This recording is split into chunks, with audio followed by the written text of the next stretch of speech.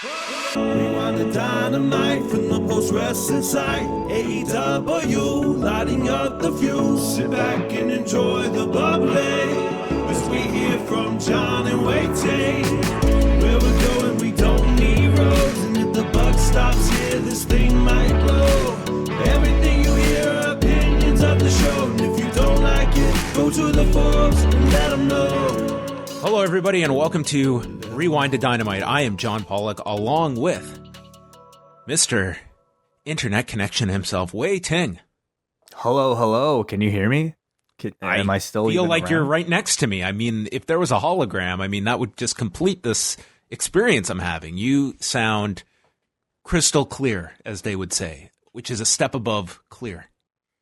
Well, I'm not sure why that is, because I haven't received any service since we last spoke. So maybe it's just gonna hold up, and I won't don't need move. much. Don't do anything to adjust your body movement. Don't do anything. Don't sneeze. Don't cough.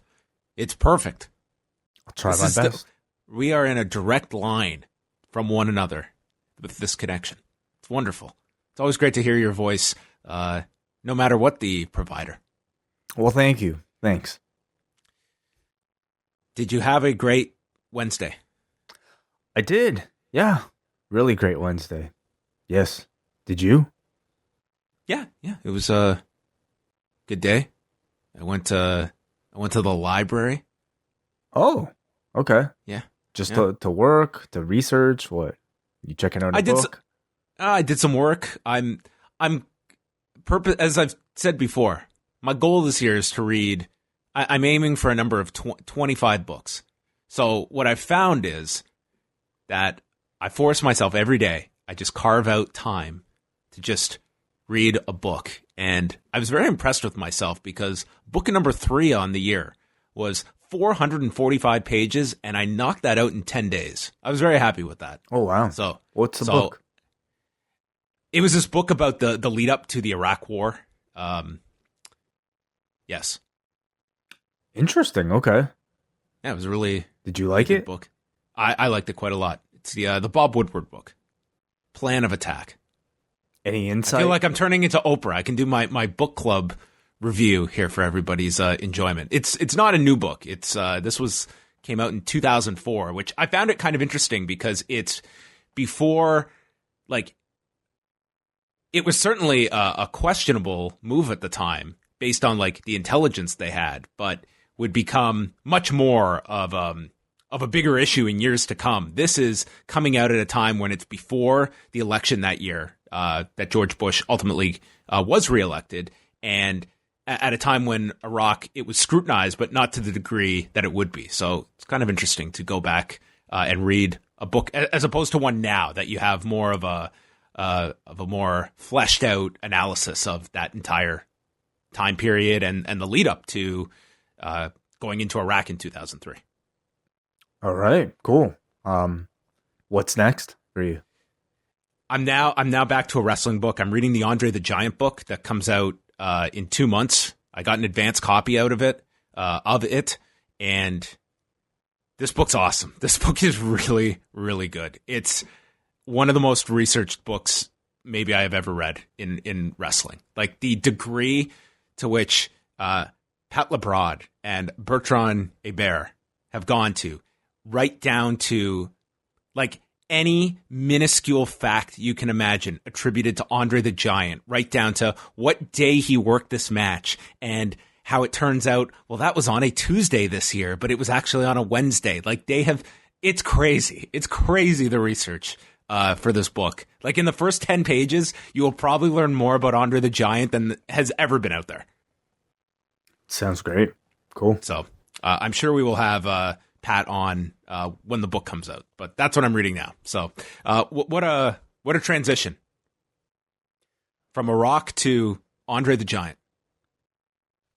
So there's, it fits all within your world.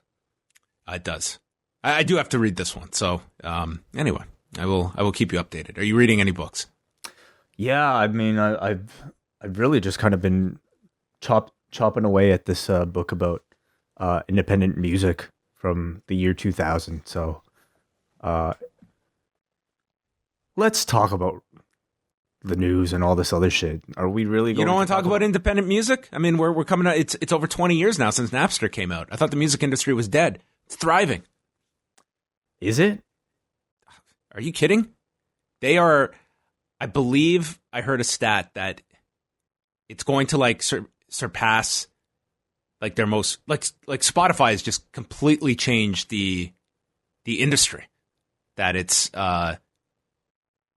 thriving at the moment. Well, that's great to hear. Cool. Okay. I don't know if it's thriving for all the artists. I think it's like the upper percentage of mainstream artists. I don't know how much of that that digital money is reaching lower acts, but as a whole, there's a lot of people. Money is being exchanged for music, so I guess that's good considering the graveyard that was being reserved for the industry when we were in high school. Yes. Okay, we're gonna move on. Sorry, I wasn't prepared. Okay, that's fine. Let us know when you finish your book about how independent music was doing in the year 2000. But how is an independent podcast doing in the year 2020? Well, we're going to find out, folks, because on Thursday morning, tickets go on sale for Post Wrestling live in Tampa. Wai Ting and I will be doing a special show on the day of WrestleMania. Live in Tampa, we are going to be just minutes away from Raymond James Stadium, which is the home of WrestleMania 36. We are going to be at the Art Institute of Tampa's Atrium. All of the information is at postwrestling.com/live. Tickets will be going on sale Thursday morning at 10 a.m. Eastern Time. $5 off for all members of the Post Wrestling Cafe. You should already have a code that you can use to buy your tickets. We have VIP tickets, which include a VIP lunch with the two of us, a Post Wrestling Live in Tampa event t-shirt, parking space, which is good for the entire day, including WrestleMania, entry to the Q&A as well, access to the Southern Drink Bar, and then a meet and greet with Wai and I that will immediately follow the Q&A. Then we have our other level of tickets, which include access to the Q&A, the drink bar, and the meet and greet. So tickets are available probably by the time you are listening to this, and it's going to be a lot of fun. I always love doing these shows. Postwrestling.com/live is where you can get all of that information. Yes, and we will be reminding all of you about this live show, so go check that out on the website as we speak. Now, as we move on to some news and notes before we get into Dynamite, we can start off with Raw from Monday night. Ratings were delayed this week with the President's Day holiday, but Raw was, well, there were two ways of looking at Raw. The very good was the fact this was not only their highest number of the year, this was their highest number since September the 30th. 2,437,000 viewers, up 4% from last week. And that was very strong. They were up among men 12 to 34. It was up 25%. That was their biggest increase from last week among their demographics. The bad to this number was we talked about on Monday, Wai, that this was a 90-minute show spread out over 3 hours. And I believe you just gave up at one point discussing the third hour, that this third hour was awful. You were in agreement with approximately 1 in 4 people because the drop-off was enormous in this third hour. They lost, from the first to the third hour, they lost 22% in total viewers, which was also 22% in the main demo.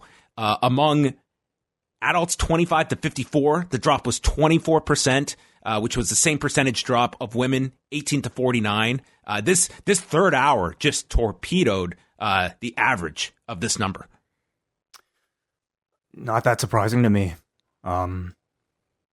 It's always the trend, but this was certainly an enhanced drop than usual. And I mean, when they announced that 6-man tag, it just felt to me like this is a time filler main event. And this is what you're hoping people that have watched 2 hours of Raw are going to stick around for another 60 minutes for. And it's I mean, it's the same old story, but it was just that much more pronounced this week, the tune out in that third hour. Nothing was announced that was keeping these people. Do you see them changing anything about next week's show? I mean, I don't think it's going to be indicative of every week being to this degree, and I don't even know necessarily what your strategy should be for that third hour. This many years into this, I don't feel you should be putting your hottest thing into that third hour. I think that you should be either starting the show with it or it's one of the crossover hours in the first two. I think that if you want to avoid this, you have to put, I would say, something that has a relative value to the show is what you can close with, but I wouldn't be putting my most important segment in that third hour. But I think you're going to get weeks like this where you're just not going to have something that you can hold off for the third hour that's going to be enticing to many people, and they're going to have their fill after 90 minutes or 2 hours of this show. Yeah. So I don't think there's a great answer to that third hour, but it was very noteworthy who they placed in that third hour, and it did not hold people.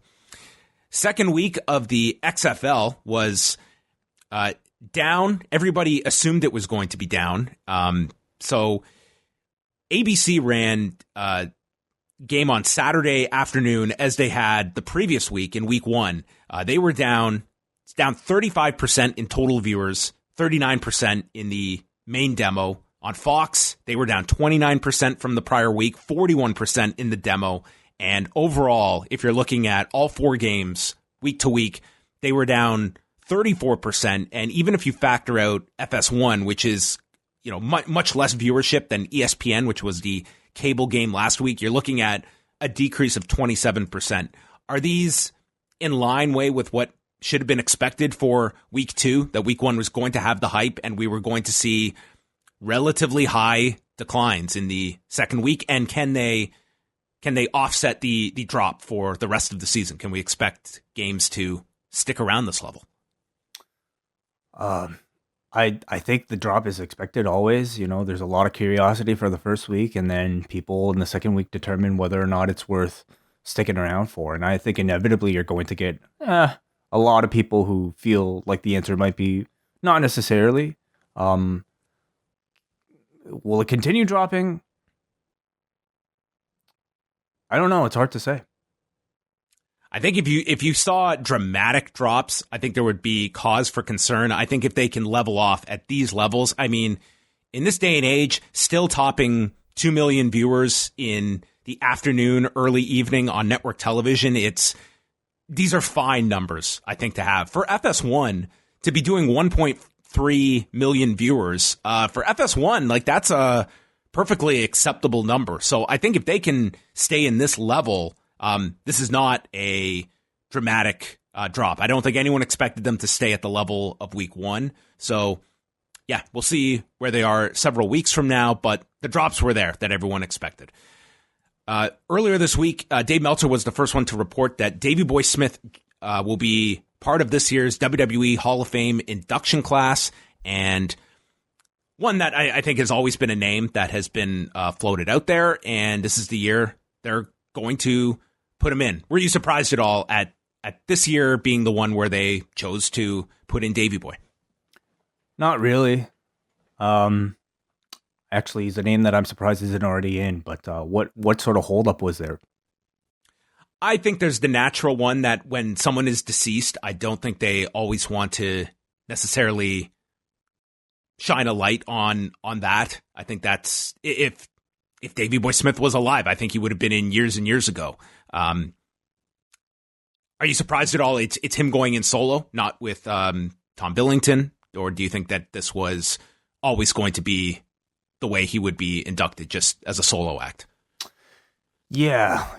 I feel like Davey Boy probably carved out, I would say, a bigger name for himself after the tag team.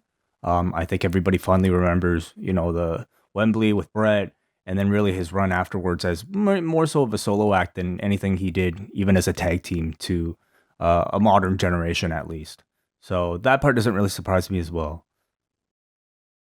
Yeah, I would imagine that Harry's going to induct him. That would seem like the most natural. Mm-hmm. So, so we're getting an interesting class this year. Davey Boy Smith Jr., Jushin Liger, the Bella Twins, Batista, and the NWO so far. Any other names, you think?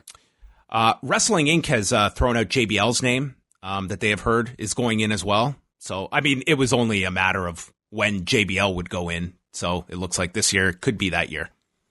All right, cool. Maybe he'll induct himself. Why? I don't know. Just seems like a gimmick you could do. He inducts himself. Or you could just have Ron Simmons do it. Yeah, that'll probably be it. What is your level of interest of at least watching the Hall of Fame at some point? Do you even have that? Do you think you'll go out of your way, or maybe just pick a speech here or there based on what you hear? I'll listen to the speeches. I think they're always pretty interesting. I mean, it's a week where they're competing with a lot of other things, so I think we're going to a show probably that day, so I don't think we'll be able to watch it live. But I'm always at least curious about some of the speeches. New Japan started off their first of 4 straight nights at Korakuen Hall today, which was Tiger Hattori's retirement ceremony today. I have not seen the ceremony yet, but it seemed to be kind of a similar template they took from the Jushin Thunder Liger retirement speech. They had Chaos come out, Tanahashi was there, Rocky Romero was there, Shibata, Liger. They had some tape messages as well from Antonio Inoki and Junichiro Tenaru. And then they brought out Riki Choshu, Keiji Muto, and Hiroshi Hase, as well as a great kabuki. So they had a number of guests on hand, and they flung Tiger Hattori in the air just like they did with Liger. I guess he pinned Kazuchika Okada, so he was able to join a very prestigious, exclusive club of men that have pinned Kazuchika Okada as well on his way out. That sounds great. Do you think they'll do the same with Nakanishi? Man, do you think they can throw Manabu Nakanishi up in the air and catch him? Maybe like 30 people together. After that guy's neck problems, I don't know if that would be the wisest choice. But I will say this. I think that, New Japan does put some thought and time into these retirement ceremonies. They feel very special. And I imagine that the same will be the case for Manabu Nakanishi next week when they do his ceremony. Mm-hmm. What else do we have here? Brock Lesnar is advertised for the next 2 weeks on Raw in Winnipeg and then Brooklyn. So, man, this is going to be a very busy couple of days for him, from Winnipeg to Saudi Arabia, and then I guess maybe fly home for a day or two, and then he's off to Brooklyn. We'll be getting paid a lot of money for it. So this is Brock's busy season. Yeah. And going to Winnipeg on Monday, which is there's close to home. If you want to see a great video, a number of years ago, he was a guest on behalf of the Winnipeg Jets, and he went into the locker room and he committed the ultimate faux pas because he stepped on their logo on the rug in the locker room, and that was a big no-no. Yeah, wow. And that's why they haven't won a Stanley Cup since. That was the curse. It was Brock Lesnar's curse of 2017. Another story from this past week is that last week, Tito Ortiz was doing some training at the WWE Performance Center. At the age of 45, Tito Ortiz training at the WWE Performance Center. Do you think that this will amount to anything? I think it'll be a pretty good bargaining chip for him next time his whatever deal comes up. But also, I mean, come on, like, guy can only do MMA for so long at whatever level. I mean, you can argue that maybe he's already past that point, yet he continues to find big fights for himself. And everybody's making these transitions successfully to professional wrestling. So he's a big enough name that I could see. I don't see a long run within the WWE for him. I just don't see him fitting into any of their properties thus far. So is he even a big enough name mainstream, I think, to make that big of a difference? I don't really think so right now. Can you envision a role that WWE would be interested in doing business with Tito Ortiz, that they could somehow benefit from using him anywhere? I don't know. Saudi Arabia, would he mean anything there? if he was brought in, I mean, listen, like maybe he can be a great promo guy. You know, you pair him off with somebody as a mouthpiece or as something else. Maybe you could do something with him. He's actually the example of a guy that is not very good off the top of his head, like speaking. He actually, I think, would really benefit from a scripted promo environment because his delivery can be good, but him, like, there are highlight reels of his of some of his post-fight speeches and such and interviews that I think a scripted Tito Ortiz, he has the delivery and someone's doing his promo for him. But I'm still looking at what is to be had with Tito Ortiz at his age. I mean, this guy has had, his body has been through the ringer in his fighting career. This guy has been fighting for over 20 years. I mean, he has had unbelievable amounts of damage to his neck, to like all over. So, yeah, it will be interesting to see if this actually gets into anything, and if the time for Tito to have tested the waters in WWE would have been probably 15 years ago. Yeah. And AEW, by the time people are listening to this, they're launching their own podcast. Oh, is that right? Tony Schiavone and Aubrey Edwards will be hosting a show on Thursdays, which means we're going to get the podcast wars. It's going to be Corey Graves with After the Bell versus AEW with Tony Schiavone and Aubrey Edwards.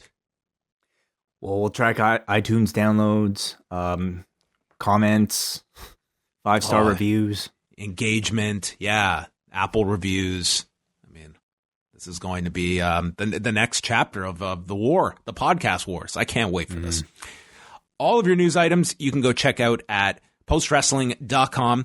And Braden Harrington and Davey Portman have an edition of Up Next, going through tonight's edition of NXT, which you can go download.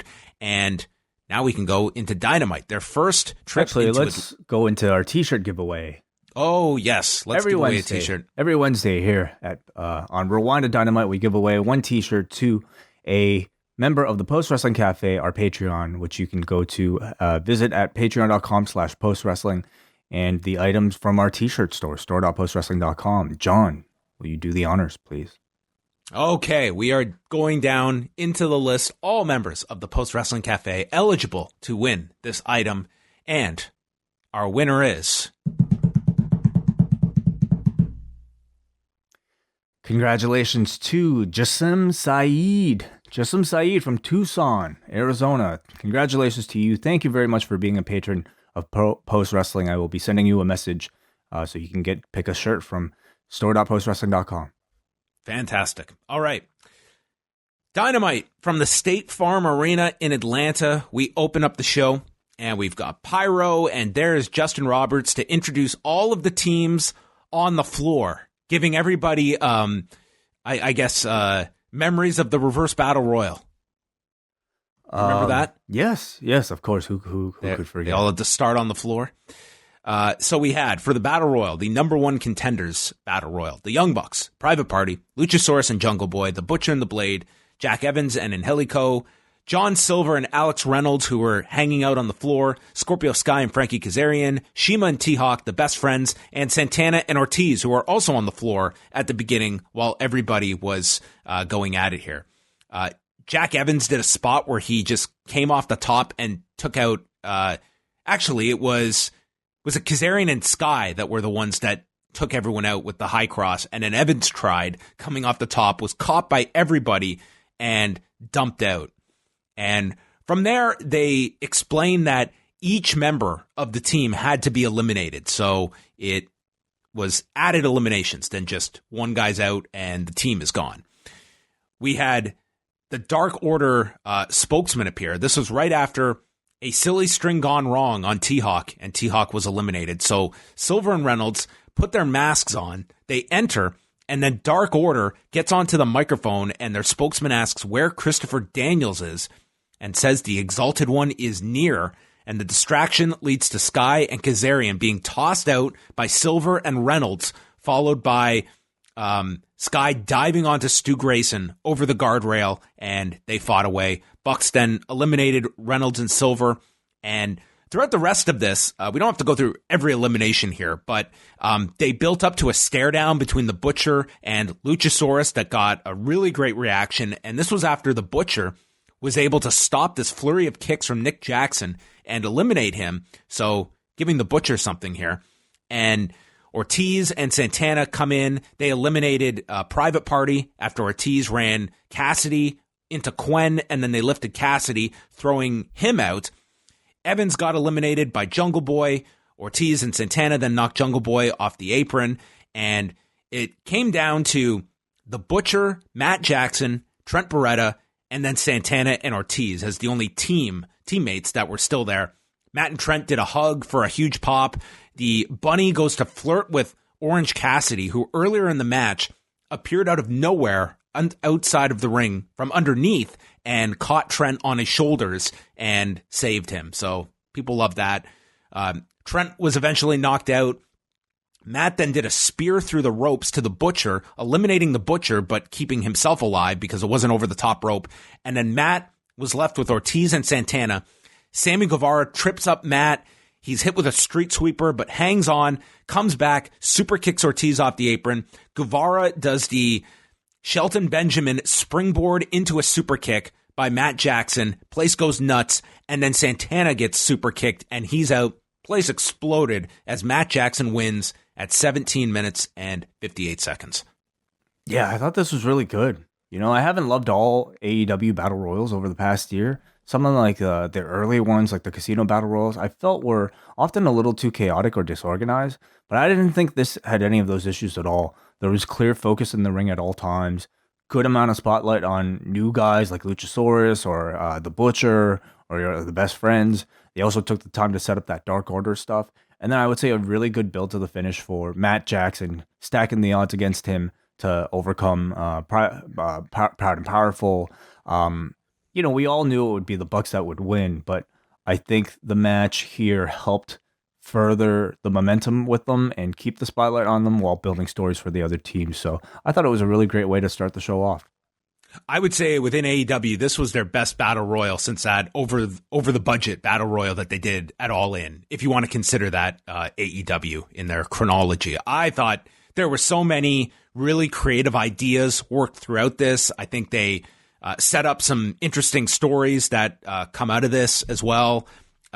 Audience was just, man, they went nuts for Matt Jackson. Like, they had several big moments throughout this, and it moved really quick. And it was interesting to contrast because NXT also opened up with an 18-minute match with Jordan Devlin and Leo Rush. So it was kind of similar, match lengths to kick things off. But I really enjoyed this battle royal quite a bit. Cody and Brandy are shown arriving backstage with Pharaoh, and then we had Shanna versus Kris Statlander with Britt Baker on commentary. And Jim Ross asked for someone to explain this space galaxy thing to me in reference to Kris Statlander. Baker says she's more into the oral health department. She's not really into the space galaxy stuff. So then Excalibur tries to give a serious answer, as serious as he could, about how Kris Statlander, her ship crashed in Area 51. And as Area 51 comes out of his mouth, JR just shuts him down, says, just stop it. I'm sorry I asked. It's super strange, I think, to accept if you're not already somebody who's familiar with Kris Statlander. And I think JR, like, rightfully so. I mean, I don't know what the intent was here. I think maybe it's, but JR, like, I think gave a natural reaction that a lot of the new people watching would have felt the same way. And it's not to say that the alien thing won't work, but it certainly calls for some sort of introduction, some sort of vignette to at least, like, I don't know, catch people up to speed, because out of the blue, an alien is weird. I think you have to give, I have no problem with this reaction, because I think the greater amount of people would have the exact same thing. Like, tell us that she had some traumatic incident where she believes she is actually a alien, like something that we are connected to reality here, because this is how Jim Ross would respond to someone explaining that her ship crashed and she arrived here from Area 51. Yeah, it's ridiculous. Kris I mean, does a bunch of it's as ridiculous as a guy who thinks he's a dinosaur, or a kid who thinks he's from the jungle. Um, so do you have to explain all of those as well? People seem to accept those. I think with the case of Luchasaurus and Jungle Boy, I think like there is that disconnect at times that it's they don't really delve into their origin story of, is this guy a real dinosaur, and explaining that, because I think if you did, you'd get this exact same reaction from Jim Ross. Right. Okay. Yeah. I mean, I don't see AEW really doing it. It just seems to be kind of like the way they introduce people, straight out of the indies with whatever gimmick that they have. The thing is, it's like that on screen, live in attendance, like the people there are familiar with them and they love these gimmicks and they treat them like they're over regardless of an introduction. So, I guess they'll just keep doing it like this as long as they get great reactions. Well, that's ultimately what you have to go by, is that, are these characters working or not? Like in the case of Luchasaurus, I can't make any compelling argument to change anything. Like, this guy is one of the most, among the most popular acts in the company. And it's the same with Kris Statlander, who, just by touching people's noses is incredibly over. So, it's almost like one of those things where you just have to forget about why and just enjoy what it is. They cut to the announcers, and Tony's got his own coffee cup with his name written on it, and they've misspelt the name to make it authentic. It's got his face on the Starbucks logo. Yes, I think to avoid being a Starbucks coffee cup. Well, yeah. Also, they should be selling Tony Schiavone coffee at all the events. They might be selling the cup or the shirt. I'm sure, like, if he's got a pro wrestling tea store, this would probably be up there. You could have a whole coffee section of your merchandise stand. You could get either Matt Jackson's coffee or the Tony Schiavone coffee. Yeah. Everybody's got a coffee gimmick these days. It's popular. Shanna and Kris go back and forth touching each other's noses, and then Excalibur calls it a pie facing when JR takes exception to it being always called pie facing. Why can't it be cake facing? I like cake. Why can't it be cake?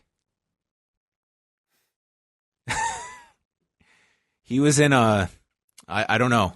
He was in a certain mindset here. Shanna then spiked her with a DDT, and the full Nelson was countered with the Big Bang Theory, and Kris Statlander got the victory. I personally felt the match was okay. To me, it never reached, I think, a level that stood out for me on the show. I actually felt it was probably the weakest show on the card. Not to say it was bad at all, but the rest of the show I just thought was really high quality. And this was good too, but not at the level that I think it needed to be in order to like really emphasize Statlander as an up-and-coming contender. I thought Shanna impressed me more, actually. But Statlander, though, it almost doesn't matter because this crowd already sees her as a star just from her touching people's noses. So there's definitely the interest there, but the match to me didn't heighten that interest. Yeah, I think there certainly is, like this one more so than most, like a big disconnect between, in particular, Jim Ross calling these matches. And I can't give you a good reason of like, how can I envision Jim Ross calling this where they're both touching each other's noses? Like, how is he going to call that? Yeah, no, it's not really his style of wrestling. It's very different from, I think, what you would see in the main event with Cody. It's a bit of a stretch for him, but I mean, that's where Excalibur comes in to do most of the heavy lifting. And JR is just more so there to kind of, I don't know, I guess fit in moments of like groundedness, talking about how ridiculous this is sometimes, but also to talk about the actual wrestling itself. They recap Nyla Rose's title win from last week, and then they come back from break, and the fans are counting down. So either they were counting down from the commercial break, or Drew McIntyre had showed up in Atlanta. I wasn't sure. Yeah, the Clayton countdown. Yeah. Nyla comes out to speak with Schiavone and calls the fans bees that are all buzzing. She should be on all the posters and the highest paid in the locker room. When she gets hungry, she breaks bitches. She broke Riho, and she represents unbridled power. All you bees can buzz around.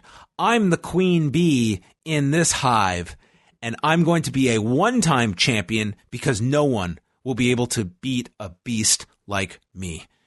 And this led to Kris Statlander walking out to challenge her, and Big Swole, who got in her face, and then her and Statlander kind of had a mini standoff. But the Nyla Rose promo, and what did you think of the direction to be going of the queen bee in this hive? I thought the promo, I thought she sounded really good. I thought she was full of fire, full of confidence. I thought she sounded great.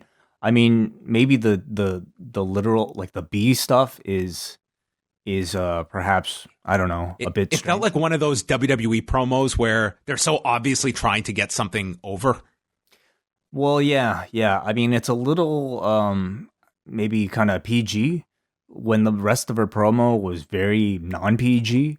I think her saying that, her being hungry and being hungry makes her break bitches. That sounded amazing. That was great. Good line. That to me is like what I'd love to see on a t-shirt that somebody would wear. Break bitches. She delivered those lines really well. The Queen Bee stuff, perhaps a bit of a kind of a, I don't know, maybe a bit more questionable because it does make you think of like, so many other WWE style promos, but maybe it was, it's her thing now. It's her nickname, the Queen Bee of this hive, or maybe Is it Madison Rain, the queen bee? that's another company. Oh, so it's a different like monarchy. There are many hives in this world. Okay. I mean, the real Queen Bee is Beyonce. Right. Okay. So maybe Beyonce is going to get broken. Yeah. Could be. Yeah, it seems like Nyla Rose and Statlander would be your direction coming out of this, but I thought maybe we'd get an announcement about that for the pay-per-view, but maybe they are not going to put that on the pay-per-view. I think it's a little too late to, rush, I would say, that sort of feud. I mean, this is, I think, a program that needs at least another cycle in order to really get there. If not, if you don't have to necessarily do it for Double or Nothing, you could do it for a TV, but it needs May's a long time. It needs a bit more time to cook. I think Statlander is just kind of being reintroduced. Same with Nyla, who's been away for a long time. But, I have to say a segment like this, a promo like this from Nyla, I mean, unfortunately, it just wasn't possible with Riho as champion. You weren't going to get an interview like this. You weren't going to get, your baby faces chasing after somebody like Riho with this amount of fire if Riho was still champion. So the deck is now cleared for all the baby faces, and it paves the way for a Kris Statlander and a Big Swole to really kind of like come up into that spotlight. Swole, I mean, she's almost like a regular on Dark, but they haven't really made that much of an effort to introduce her to a Dynamite audience yet. So I'm really looking for the next several weeks to be her big introduction. They recap Jeff Cobb's introduction from last week, and for Jon Moxley versus Jeff Cobb, they brought in Taz to sit in with Jim Ross. So we had the match begin, and they were putting over Cobb's credentials, including going to the 2004 Olympics, not mentioning his that there is a freestyle wrestling match from that year's Olympics that exists between Jeff Cobb and Yoel Romero. Why would they? I'm just saying, like, what an interesting stat that this guy wrestled Yoel Romero. That's pretty cool. Yeah. The Inner Circle came out. They've got tickets, and they waited to ring the bell to start the match until the fans had ended the song for Jericho. I thought this was maybe the most impressive sing-along since the cruise. Yeah, more and more fans seem to know the song, and I like that this week they didn't really try to force it with the cutaways. It made it feel more organic. It sounded like a lot of people were singing along. It's going to be nuts at the pay-per-view because it's building up for that entrance. That entire arena is going to be screaming this. Yeah. So I think it's cool. Like it's great. just like a totally different kind of entrance for a wrestler where they're literally singing the lyrics to his song as it ends. So it's something cool that was probably it was totally organic, and they've the other crowds have just seized upon it and run with it. Cobb started in control. He knocked Moxley into the guardrail, tore off the tape on his ribs. Eventually, Moxley caught his leg to attack the knee, wrapped it around the post, and then Cobb tosses Moxley in the ring and goes for the cover, but then lifts him up at the count of 2. On the floor, he catches Moxley doing an axe handle and suplexes him. They get into this big striking war, and Cobb goes for a superplex, and upon landing, Moxley hooks the leg with the cradle and covers Jeff Cobb with the idea like he just caught him quickly. And the Inner Circle immediately run into the ring and jump Jon Moxley. Before we get into everything in the post-match, how did Jeff Cobb come across for you in this performance? I thought he looked really good. This was a match I think mainly framed to make him look like a dominant, unbeatable monster, and I thought they were successful. We were certainly curious about how they would book the finish for this, but since last time we did the show, word came out that Cobb wasn't a full-time member of AEW, but just somebody passing through, and as a result, I think that made this finish feel like the right move. If Cobb isn't sticking around, I mean, why would you have him beat Jon Moxley? So it was the right call. I mean, as a match, I wouldn't say this was like that memorable of a match, but I mean, it didn't really need to be. It really was just kind of another step for Jon Moxley before he got to Chris Jericho, and I thought they were successful in doing that. So when Cody did his conference call the other day, he had stated that Jeff Cobb's got a few dates with them, and it certainly indicated like they would like to get Jeff Cobb, but Jeff Cobb may want to do other things as well. What is left to do with Jeff Cobb in this scenario right now? Like let's imagine that Jeff Cobb does not want to sign a contract right now. He's got several more dates. What is there to do with Jeff Cobb? Well, it seems like coming out of this, there's at least some association that they might have with him and Darby Allin. Maybe a potential of several tag team matches leading into Revolution. And then it seems like, coming out of this, it seems like we'll probably get a multi-man tag next week, and you would certainly assume Cobb being part of that. So Inner Circle is beating down Moxley. Dustin Rhodes runs out, but again, he's outnumbered, so he's beaten down. The lights go out, and Darby Allin shows up, and this place was pretty hot for Darby Allin. He skates down the ramp and then gets into the ring. He attacks with the skateboard.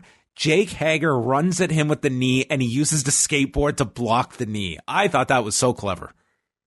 It was cool, yeah. Dustin then takes care of Jake Hager, taking him to the floor. Darby goes after Guevara and attacks him with the board and then hits Cobb with it, leading to a paradigm shift from Moxley. And it's left with Moxley in the ring alone with Jericho. They start fighting and Jericho bails out of there. And as we go to break, Darby's got his signs that read, Sammy, in 10 days in Chicago, February 29th at Revolution, you're finished. The Inner Circle is finished. Mox will take the title, but I will take much more. Your voice, your livelihood. At Revolution, I promise I will hit you up. Love the cue cards. That was great. Really good. Darby was fantastic in this segment. He came off like to me, of all the names out here, he felt like the biggest star at the end of this segment.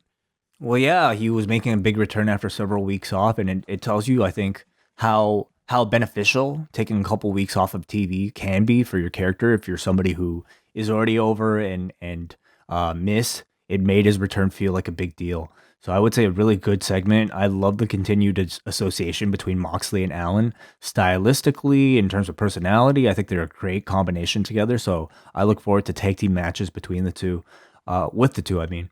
I thought, Mox looked really strong out of this. So it was a successful segment overall. They went nuts for Allen's comeback.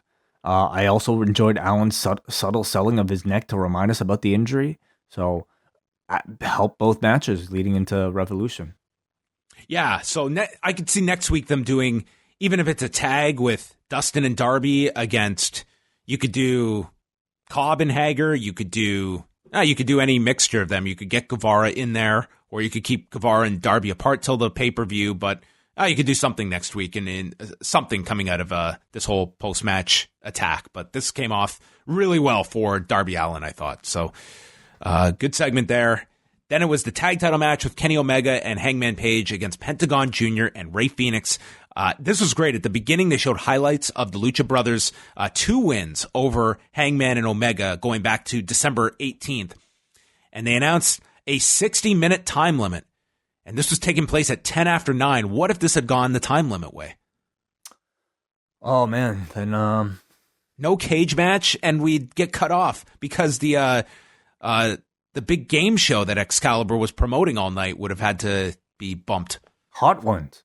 Hot Ones. The game show. Yes. You ever watch Hot Ones? No. It's Am I great. missing out?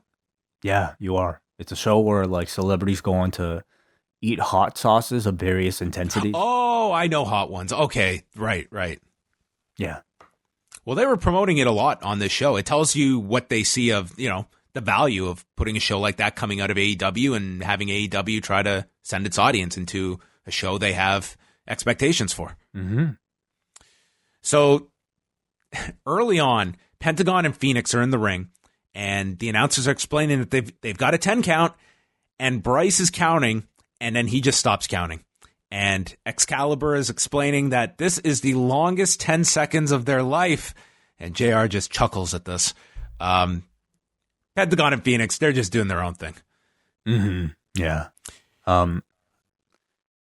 And the crowd loves it. So again, like it's one of those things where, I mean, if the crowd cheers for it, do you really have the right to kind of like complain about it?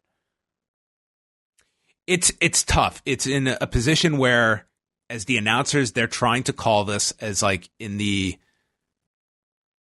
rule set that, they're calling the match as they're trained to call a match, and they've kind of got a cover for these guys that are not going to, if they're going to be on a different page.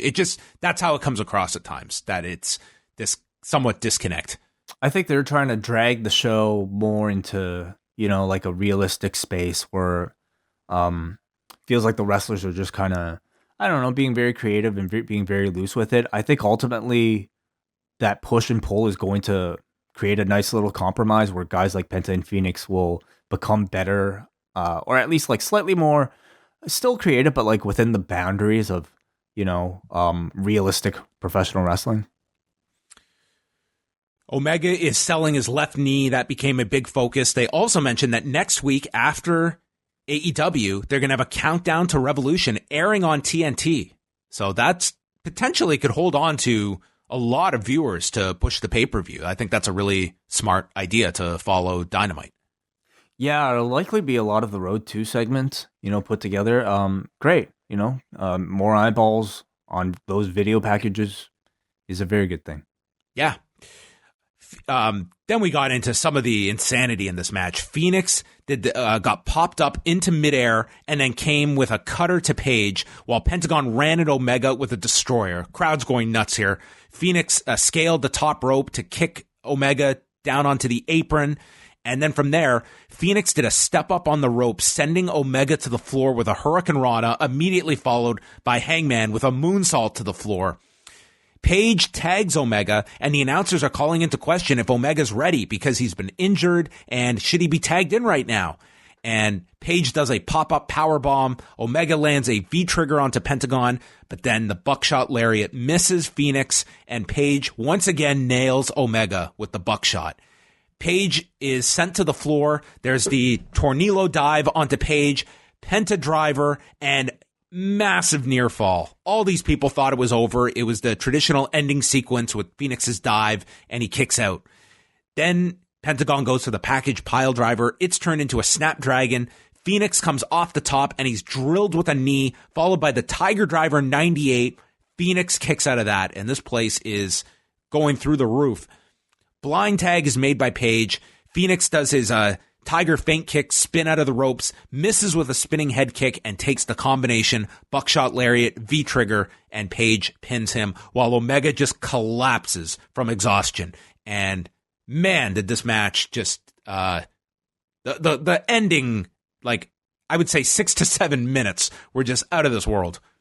It was a really great match. It was a match that I think exceeded most pay-per-view matches that you were getting on free TV. It was fantastic. My match. Look at this and the tag match we got at TakeOver on Sunday. Like, just insane. The level of matches you're getting on such a routine basis. Like, those are 2 tag matches that are, there would be years those would be ranking high in match of the year voting. And I imagine these 2 matches will be forgotten by next month. I also enjoyed the continued moments of miscommunication between Page and Omega. You know, they're a team that, I mean, it's a great team that I think everybody is enjoying right now, but you know the split is coming at any second, and they continue to like sow those seeds so that, you know, at some point it'll happen, you just don't really know when. Yeah, and I think it's a great lesson for WWE in these coming weeks that we've talked about, that you have some matches that you have to get through to get to your desired destination. But you can, if the level of quality is at a level, people will suspend disbelief. Everybody, I think, at a point here thought Omega and Page might lose the titles here. Like, that's how intense this got by the end of things.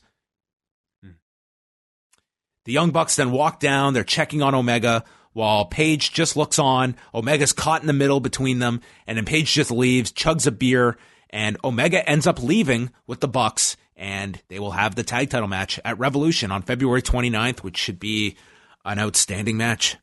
Dana Massey then announced their new action figure deal, and they had several scenes of different performers having their action figure revealed to them for the first time. We had the Bucks, we had Omega, Brandy and Cody, and my favorite being Chris Jericho, who you knew it was just killing him inside to not like bury this.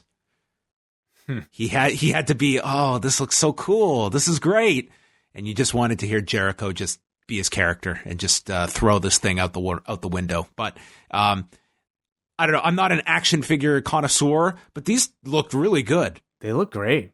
I mean, yeah. Especially like I really like seeing the reactions of the wrestlers getting their own toys. To me, that's always like a real. This was so much better than a commercial. Just seeing what felt like genuine, like seeing these for the first time, which I imagine they were. Yeah. These are like things that I'm surprised WWE doesn't really take advantage of more often, because I think these are like real moments of accomplishment for a professional wrestler when they get their first action figure. Not to say like for some of these guys it's their first. They've all had action figures. I don't know if Kenny has, but either way, it's like seeing someone's reaction to holding an action figure of themselves is always like a really cool bit of video. And as you mentioned, like a great way to sell these toys. Not only do they look great, but like I think there's the added, I would say, story to this, where the first line of AEW action figures feels like it's a step for the company, the first video game I think will be a big deal. And this was great. It's as a fan who saw this company like developed out of nothing. It's a really cool thing. Are Zack Ryder and Kurt Hawkins going to do an episode on these figures? I believe they actually tweeted stuff about this. So, I mean, they're free to, they talk about like New Japan Wrestling, pro wrestling toys. Like they'll talk about anything, it seems like. Next week, we've got the 30-man iron match between Kenny Omega and Pac, as well as the Best Friends versus the Butcher and the Blade, stemming from the Battle Royal earlier. And we're going to get a weigh-in between Chris Jericho and Jon Moxley. Cool. Main event time, steel cage match, Wardlow versus Cody. Cody came out with Brandy and with Arn Anderson, and the match began, and early on, Wardlow, he took this big kick to the face, and he doesn't even flinch. He just stands there. In terms of getting this guy over in like this kind of monster role, what did you think of Wardlow's performance? Well, a lot of it came down to that whipping where he had the 9th whip out of 10 or 8th whip or something like that. Mm-hmm. And that whip was really important because it had to sound really loud. It had to be the hardest one of them all in order to generate the heat for this particular match. And luckily, it did sound the hardest of them all. It sounded insane, got the biggest reaction of any of them. And they replayed the shit out of it in this video package leading up to the match. And I mean, great use of that footage. I also want to mention how like Cody walking out looked almost emotional here as he was looking around the cage and looking around the building here in Atlanta. And then Tony like provided the perfect context talking about how his father and Ric Flair wrestled in a cage match in Atlanta years ago. So I don't know if Cody was necessarily thinking about that particular moment, but as a scene setter, it was like the perfect commentary for how Cody was looking as he was entering the ring. It's one of the attributes of Cody that has come through so much is just this guy for these big matches, big segments, like he can walk out and just the look that he conveys, like that transfers. It feels real that this is something big, this is something important, and therefore the viewer it feels it's important. It's the same thing with the action figures. You know, if you're telling me that something is important to the performer, I'm going to think it's important too. And, you know, just Cody simply walking out here looking like this was going to be a big match in his life. Same with Wardlow, you know, like it got me hyped before this bell even rung. So the match really escalated when Cody is run into the cage and then his face is rubbed against the cage. And we've got Cody just bleeding from the forehead. And man, can this dude bleed. Yeah, the blonde hair, of course, makes it work so well too. You know, I would say unlike the Jericho match, this was far more controlled and, you know, just looked good. Is this the most blood we've seen on AEW TV? On TV, because that was always Tony Khan's thing about when asked about like the hardcore matches, that's only going to be on pay-per-view. That will not be on TV. And I think this is, unless there's an omission that's not coming to mind right now, this seems to be certainly the most blood we have seen in a match on TV. It was probably up there, but I wouldn't say it was obscene. You know, I thought this kind of was perfectly in line with like what you would expect from a classic professional wrestling match. At no point did I feel concern. I mean, it was really the perfect amount of blood, I think, to add drama. We just needed some guts as well. Yes, blood and guts. Cody comes back. He hits a gourd buster and the Cody cutter right as Excalibur is plugging Hot Ones, the game show coming up. He said and Cody was looking for one last dab, which is what they call the last, like the last chicken wing in Hot Ones. Excalibur is the best pitch man for this company. He's very good. He's on top of all this stuff. Yep. Excalibur then was able to officially name the F10 when Wardlow threw Cody off his shoulders and did multiple spins. Cool. We got the F10. Mm-hmm. Cody then gets sent into the door. The door opens, and they explain the fact this is not escape the cage. We have a winner and a loser. And Arn Anderson is staring there at Cody, and MJF yells for Arn to slam the door on Cody just like you did his daddy. And Arn's thinking about it. He takes the door, and instead he cracks MJF in the face with the door, and the place went nuts for that spot. We have Cody eventually take Wardlow off his feet after 3 clotheslines. Wardlow comes back with a swanton, which is a senton here. MJF then passes Wardlow the diamond ring. Cody stops him with a low blow, and he takes the ring. MJF is climbing up the side of the cage, and Brandy stops him with chair shots as Arn Anderson then sends MJF over the guardrail. Crossroads is delivered to Wardlow, and Wardlow kicks out of the Crossroads. So that was his big, Pyrrhic victory here. Kicks out. Cody then stares at the top of the cage, climbs up, and he lands a moonsault that they got every replay imaginable onto this broadcast. And that was the win for Cody. He pins him. Tony calls it the most amazing move he's ever seen off a cage. And God, they had to have gotten, 7-8 replays of this thing. And at some of these angles, boy, it looked like Cody just did a backflip onto this mat. Yeah. Great looking finish. Spectacular. This was the time to do it. He's done this spot at least twice in the past, not in AEW, but this is a visual that you will be able to put on every highlight reel for Dynamite, for any, for any advertising, any nappy convention. This is one of those visuals that I think they'll just tack onto everything. Yeah, definitely. One of AEW's best visual highlights thus far in their run. And I think it needed something big to not only help the storyline, but I think to cement this first cage match as one that was good and very entertaining and memorable. And certainly that clip will be played for a long time, at least. Cody is just such an incredible babyface here. From the moment the lights go up for his entrance, this crowd was ready for him to come out and cheer the loudest for him of anybody on the show. Yet great looking color from him. I almost, rarely do I want matches to go any longer than they are these days. But this was a match that I feel like I could have had more of, just to really sell the struggle of this guy beating this high level, second to last level boss in Wardlow for Cody. But a spectacular finish. And I think Wardlow looks a little green, but he's very strong, very athletic, and I think he played the role well enough.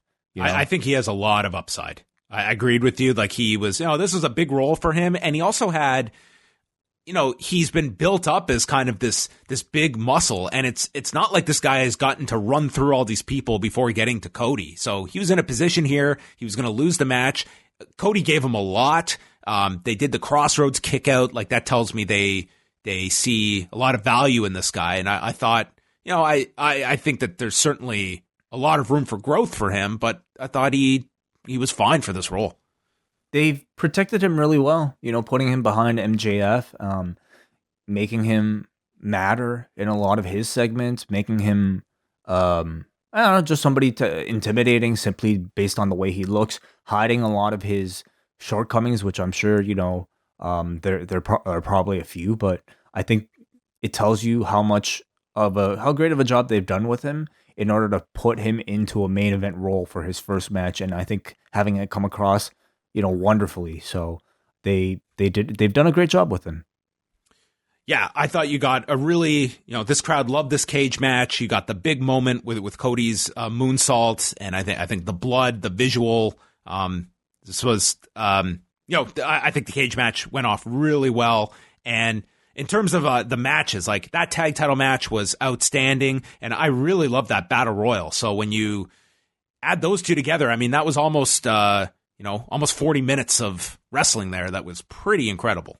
Yeah. Plus the cage match. So that was, I thought this was a strong episode. You had those. Cobb versus Moxley was fun match. I thought Nyla Rose's promos sounded really good as well. I would say, this was a really good wrestling TV show. The energy of this crowd was great throughout. The quality of the show was high throughout. So I would say Dynamite's in really good shape heading into Revolution. Yeah, and I give them credit too that this episode, everyone expected Omega and Page to face the Young Bucks at the pay-per-view, and you got through these two matches where that to me was not a hindrance. And the main event, I mean, there was not a person in sight that believed Cody was not getting this match with MJF. So all of these, I mean, these were not, I think, outcomes that took a whole lot to be able to figure out, but that did not hinder things at all. Mm-hmm. So tonight's episode on the forum scored an 8.57. That's really good. Yeah. Dynamite's had a really good run on the forum. So we will see how this does viewership-wise tomorrow. But we get into our feedback, and Mark P. writes, top to bottom, a near flawless 2 hours of TV wrestling. Flew by. Tag team championship match was fantastic. Cage match was great. Felt like a big show and really delivered. That's 8.57. I mean, it'll probably go down later on, but some people don't really know this, but Brad the Archivist has been keeping these catalogs of all of the show ratings on our forum on the podcast section of forum.postwrestling.com. It's stickied and pinned up top, and I mean, Dynamite has really not ranked as high as this if it stays around this level. So they're on a great run right now. We go up next to Kenny. Kenny, who says, I don't know what it was about the show tonight, but after back-to-back great weeks, it just didn't do it for me. The wrestling was fine, and Cody's dive was totally nuts, but I felt like otherwise the show really dragged. Highlights of the show for me were Britt Baker on commentary and Sammy getting his head super kicked out of the arena. AEW does a lot of stuff right, but two things they haven't figured out is how to book a decent battle royal. Half the guys weren't even in the ring for most of the match, and how to get a monster over as a monster. After one match each, Cobb and Wardlow both looked like nothing special. 6 out of 10. I'll agree to me that actually I'll disagree. I thought Britt Baker, like this week, she didn't really stand out to me on commentary at all during that match. Like not good, not bad, but it was just I didn't really have any takeaway from her on commentary. Sammy's spot was really great with the super kick. I thought that was like a really well booked battle royal. Battle royals by their very nature are typically not great, and I thought this was like a pretty solid one to get to, just setting up the contenders for the next pay-per-view, and also setting up. I mean, you did the continuation of the Dark Order stuff with SCU. You set up the Butcher and the Blade with the Best Friends, the Orange Cassidy spot. That audience went nuts for that as well. There was a lot in that battle royal, and I thought it flew by, and I thought they got a decent amount of focus. When you have a match with 10 tag teams, I believe, were in there, and I thought they got a decent amount of focus on at least half of them. Let's go to Noah from Vaughn. He says, another fantastic episode of Dynamite. All the matches were entertaining, and I thought the return of Darby Allin was just fantastic. Such a huge pop, and came off like a star. 9 out of 10 show from me. They've done such a great job of building up Revolution, and I'm curious what you guys think of the card, because in my opinion, I think it has the potential to be a show of the year contender. On paper, it looks like a great lineup. The updated card is Jericho Moxley, MJF Cody, Omega and Page against the Young Bucks, Jake Hager against Dustin Rhodes, and then we have Sammy Guevara against Darby Allin. So of those 5 matches, I mean, they should be, I think that has the potential to be a very good show. And it's really being sold to me on I would say the top 3 matches. Those are your big matches on this show that should all very different in terms of their build, but it's I think that tag match could be just outstanding. I'm very excited by 4 of the 5 thus far, and unlike previous AEW pay-per-views, I would say my interest in this one isn't just based on what's on paper, but because of the great storytelling that they've done for all of the programs. I mean, Cody MJF has just been superb. It's been excellent. I would say the same, like on a lesser scale, but still at a very high level, is Jericho versus Moxley. Jon Moxley just feels like such a hot, contender, a hot babyface coming into this particular pay-per-view, and Jericho is just at the top of his game. Fantastic. That tag match has been excellent as well. And Darby Allin versus Sammy Guevara to me is like a great undercard kind of warm up, with 2 guys that are on the ascent, like 2 guys that could very well be in a main event level a year from now. So that's a perfect role for them. I would say perhaps the only thing that right now that's been announced that I think needs a lot more attention to keep up with the rest of the card is Jake Hager versus Dustin Rhodes. But I mean, Dustin always gets tremendous reactions. Jake Hager, is this his first match? Has he wrestled yet in AEW? I think he's done a tag. This has to be his first singles match. Well, I guess I would say as a first singles match for Jake Hager, it doesn't feel that special. He's really kind of taken a back seat to Jeff Cobb in recent weeks. And I think they could do a better job putting the emphasis on him, making his first debut feel like something special. So I don't really feel as much interest for that one. But I mean, that could also be just a relatively smaller match buried somewhere in the middle of the card. But I do hope, with a week to go, they can do a bit more for that next week. It is his first AEW match. He hasn't done any yet.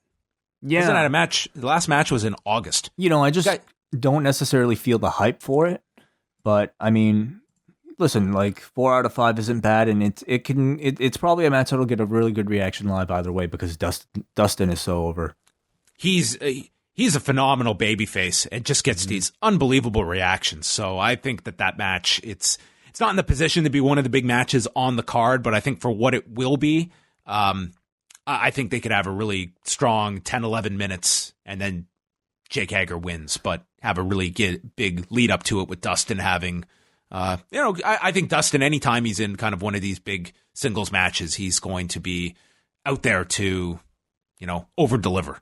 So we don't have a women's match on the card yet. I mean, and we talked about perhaps Nyla Rose versus Statlander maybe being a little bit too soon for that, but then maybe simply because of a need for a women's match on this show, maybe they might do the 3-way perhaps, or I think they should have announced. I think they should have announced that tonight. Then, yeah. They don't have to. It could be a number 1 contenders match between Swole and Statlander. I think that'd actually be pretty good on this show. Then you have another month to build up to the actual title match, and do it on TV. Yeah, TV. Yeah, I think Double or Nothing is a little too far, but I mean, who knows? Andrew from Cape Breton writes, Dynamite is still consistently one of the best wrestling shows going. Sometimes I'll watch NXT the next day, but I still find it a bit boring at times. Tonight was an excellent show, held up by an amazing crowd, great tag match, decent battle royal, and a pretty good main event. I love the look of the steel cage, and based on its size, I wasn't expecting anyone to jump off it so quickly, but I guess I was wrong there. The only flaws are the ones that have been a constant with AEW, sloppiness in some matches and the women's division. I don't know if it's simply more noticeable in AEW, but I noticed a lot of people waiting for spots in the Battle Royal. Of course, the women's division and that awful alien gimmick. Kris Statlander, I think, has a lot of potential, but with her only 2 years experience and dumb gimmick, they should give her more matches on Dark or hire a veteran wrestler for her to feud with.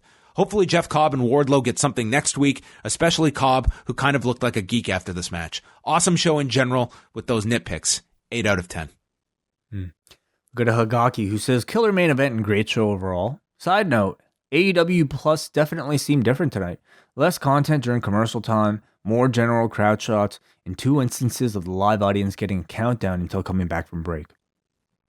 Yeah, well, we got one of the countdowns. We were back in time, at least in Canada. Raymond from Sacramento. I love Cody. What a guy. I know he's a businessman, an EVP of a new up-and-coming wrestling company, but everything he's doing is for the love of his chosen profession. Full-on bleeding on TNT in 2020 and a flip off the top of the cage to win a match. What a guy. 9 out of 10 Dynamite. So this was a love letter to Cody from Raymond. Ryan says, when last week's episode was nearly perfect, I wasn't holding out much hope for this week. Years of WWE has taught me to expect weeks of crap following one good segment. But I was surprised this week. It was almost as good as last week. The Lucha Bros versus Omega and Page was jaw-dropping. But you saw storylines progressing, and you saw color in the cage match. And a moonsault off of the cage. 8.75 out of 10. I do think, and there are some that don't like the usage of blood. Like, that to me was a very clear message for AEW that when they do these cage matches, they're going to be violent and probably you will see blood to make these steel cage matches feel important as opposed to just, a match that we do that really doesn't generate a whole lot of interest these days. Like, they really went out of their way to make this cage feel important with the violence that they brought to this.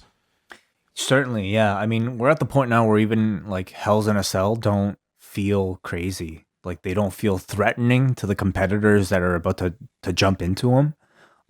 And I think it's all up to like how you treat them, how you save them for grudge, situations, and what you do within them to actually like, showcase damage and to, put that fear in a competitor when they're announced for a cage match. NXT is also, they announced on the show tonight, in 2 weeks, so March the 4th, they're going to be doing a rematch between Dakota Kai and Tegan Nox in a steel cage. Okay. Yeah, I mean, that kind of explains, I guess, why Tegan Nox won the first one. It's fine. And the idea this keeps Raquel Gonzalez out of the cage. Right. But I don't know if we're going to be seeing blood or a moonsault off the top. I would hope Tegan Nox would not do a moonsault off the top of a cage. Ooh, yeah. Either of them with those knees. Yeah, both of them. Nick from Lansing, Michigan writes, AEW continues to bring some of the most exciting and emotional storytelling in their main event scene. Between the bubbling tension among the elite and Cody hurling himself off a cage, they're building up big moments to deliver. I wish there was more of a focus on the women's division. One match and one promo segment on a 2-hour show continues to not be enough for my taste, especially when one of your lead commentators is going to ask about a character's backstory and laugh at it after getting in a plug for his dick pills. JR has a lot of strengths to bring to this company, but on a live mic, he seems lost and unsure of himself half the time. I get the feeling he's sensitive about his commentary, since you can feel him get defensive about it on the air, but all the more reason to let him do pre-taped interviews where he can shine and build up new talent. Those are his nitpicks from an otherwise excellent show. Yeah. It's a weird fit, you know. I don't think JR can really fake his way through like talking about a backstory like Kris Statlander's without coming off disingenuous. So, I think it you know, is he wrong to question it? In this case, I don't really think so, because like we've talked about, I think much of the audience has the same reaction that JR does, and to simply like ignore it and accept it like, you know, everything's fine, I think would be wrong too. So who has to change? Is it the wrestler or is it the commentator?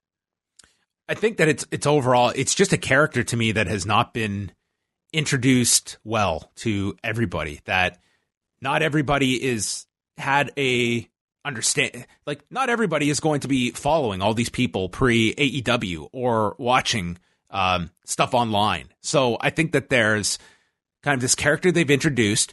Jim Ross, you've hired Jim Ross to be Jim Ross. I don't know if there is a commentator that you're going to find that is going to explain this and it's not going to sound silly in the way it was presented tonight. That, you know, that's on the company to, you know, flesh out this character and explain, is this a real alien? Is this what we're going with right now? Like, that part has not really been addressed up until this point on TV itself. Mm-hmm. Jay from Colorado says, it's so nice to be able to watch 2 hours of wrestling without having the urge to fast forward. This is how you do a weekly TV show. It's amazing we got such a solid card 2 weeks before a pay-per-view. AEW spoils us. 9 out of 10. And the last one here, another fantastic show from AEW. No regrets on getting a ticket to Dynamite in Kansas City next week and Revolution. Loved how well booked the Battle Royal was, and even during the tag match a couple times, despite the obvious program, a bit on the near falls with the expected outcome. Darby felt like a superstar. Cage match was great as well. Love that it felt so different and dangerous with the extra space around the apron. Also kind of surprised that Cody bled on TV. Cool. Thank you guys for your feedback. All right, everybody. We appreciate all the feedback, which you can leave at forum.postwrestling.com. After each show and Thursday Way, we are going to be back.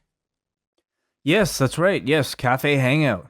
We got a guest, Kristen Ashley from the website Bell to Bells will be on with us as well, taking your phone calls and talking about everything in pro wrestling. We can chat about Kris Statlander. We can talk about tonight's AEW, NXT. We'll be going through the ratings when they come out on Thursday. Hopefully they're not delayed. So that will be coming out, and we'll take a look at whatever else. So we are looking forward to your phone calls live 3 p.m. Eastern time for all patrons. That is the Cafe Hangout. And then many shows to come this week. New British Wrestling Experience on Friday, Rewind to SmackDown on Friday night, and lots more. So go check out postwrestling.com. Once again, tickets on sale Thursday morning, 10 a.m. Eastern time at postwrestling.com/live for our live Q&A show in Tampa on Sunday, April 5th. That's it for us, and we will speak with you on Thursday.